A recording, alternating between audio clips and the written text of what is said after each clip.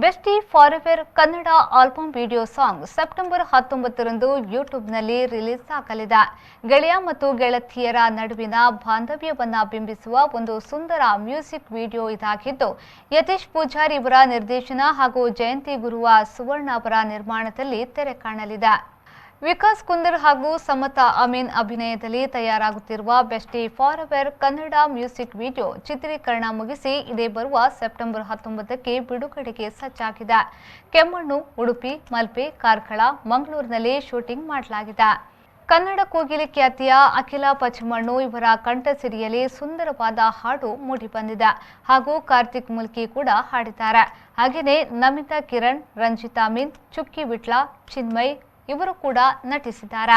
ಇದರ ಸಂಗೀತ ನಿರ್ದೇಶನವನ್ನ ಕಾರ್ತಿಕ್ ಮುಲ್ಕಿ ಅವರು ಮಾಡಿದ್ದಾರೆ.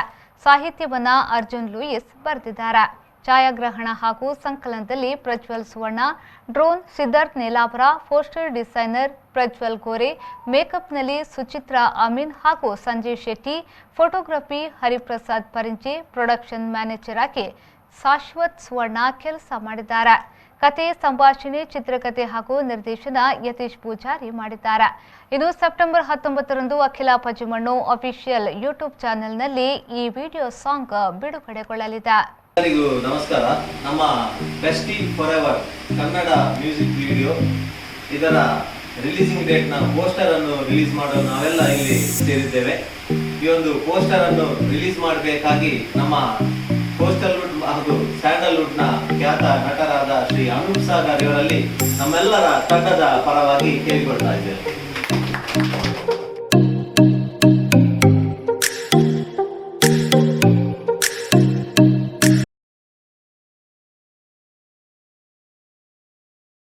ಬ್ಯೂರೋ ರಿಪೋರ್ಟ್, ವಿ4 ನ್ಯೂಸ್, ಮಂಗಳೂರು.